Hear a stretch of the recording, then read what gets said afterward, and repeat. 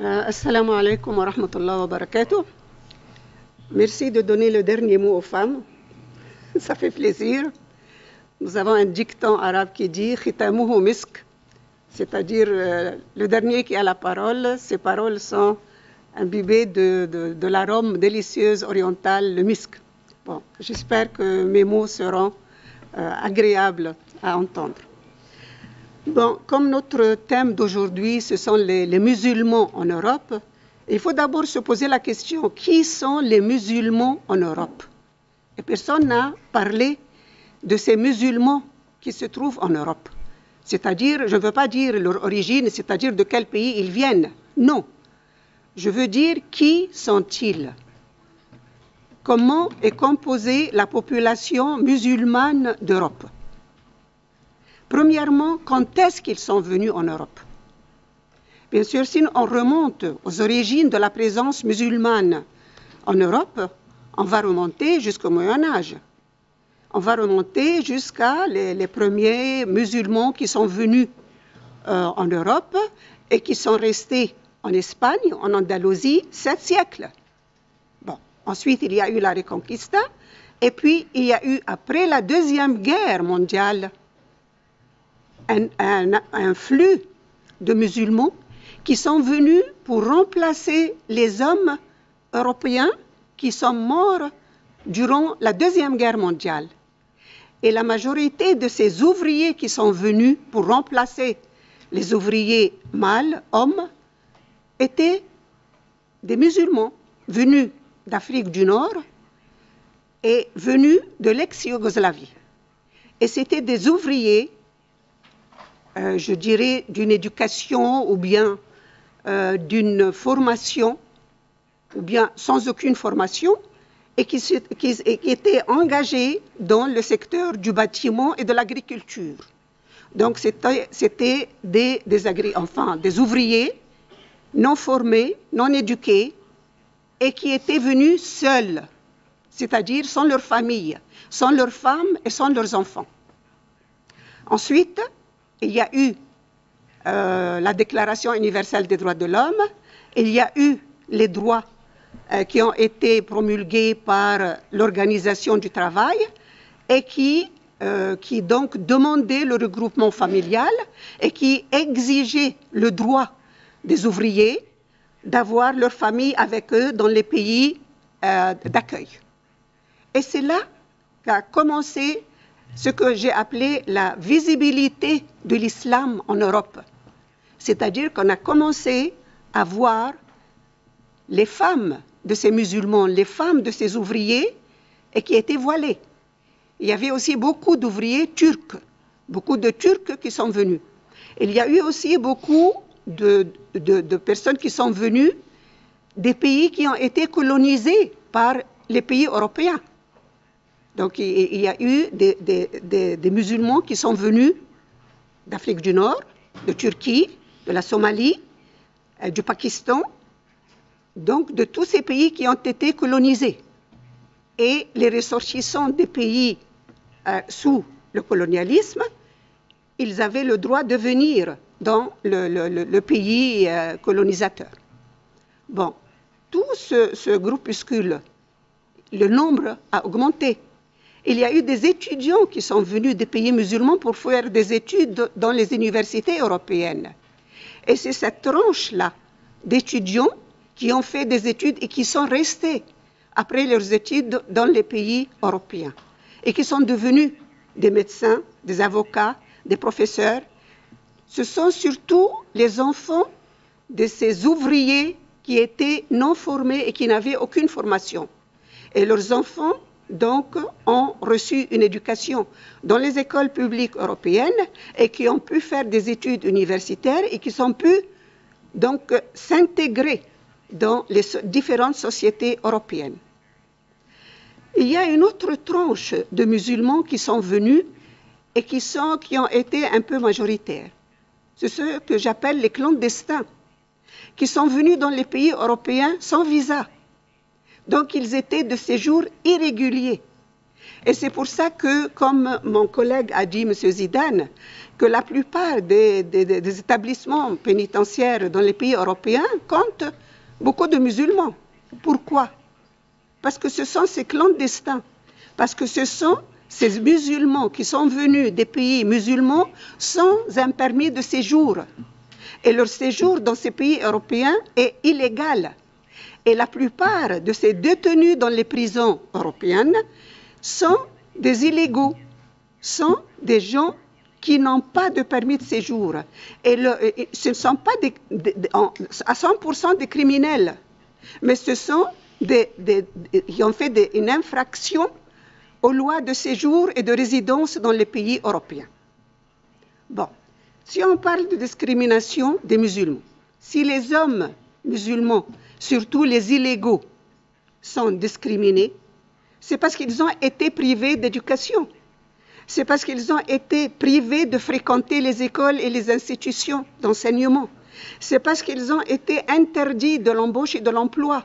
C'est parce qu'ils ne pouvaient pas avoir un emploi ni quelque chose de régulier. C'est pour ça qu'ils ont été discriminés et qu'ils ont été poursuivis par les lois européennes.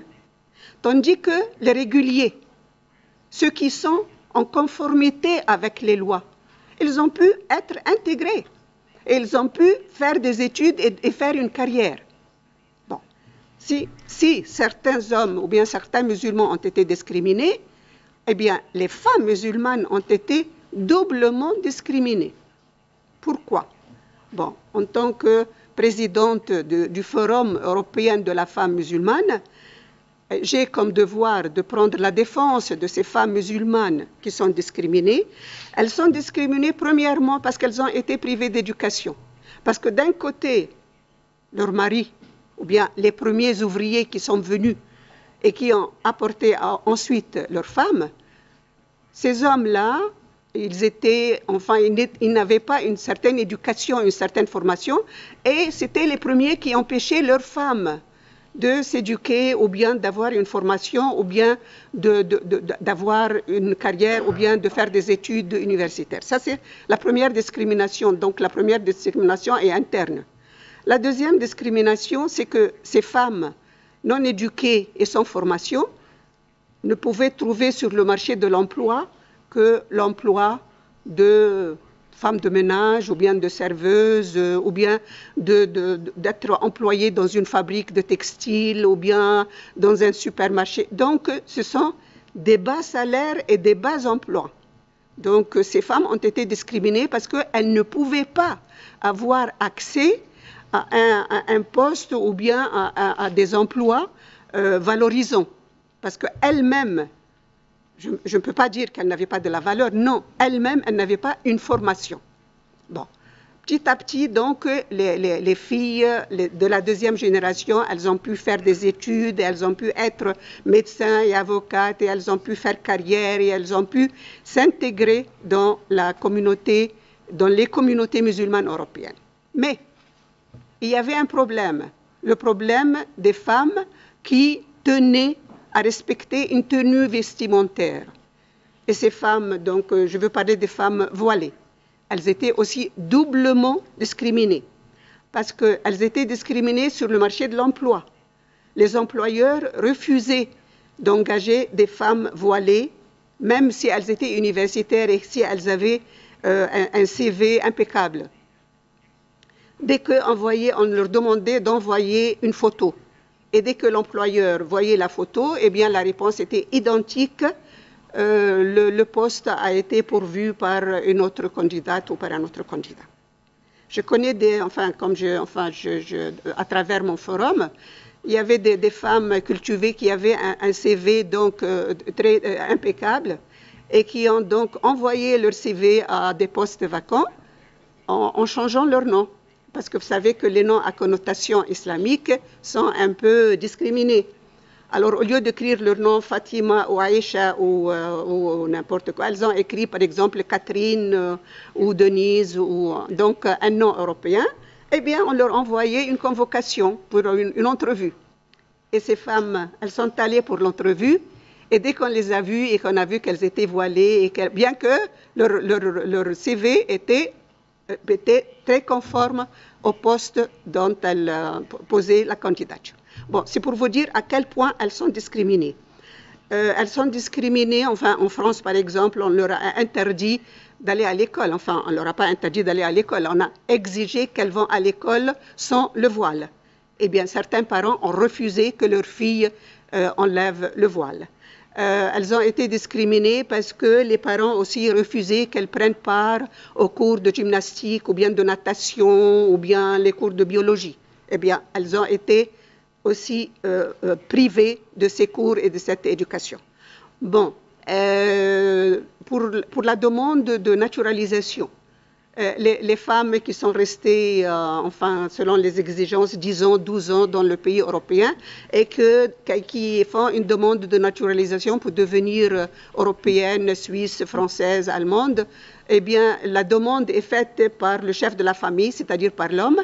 Eh bien, la plupart des cas, l'homme et les enfants reçoivent une réponse positive, alors que la femme reçoit une réponse négative et on dit, bon, on ne peut pas lui donner la nationalité française ou suisse parce qu'elle n'est pas intégrée dans la société.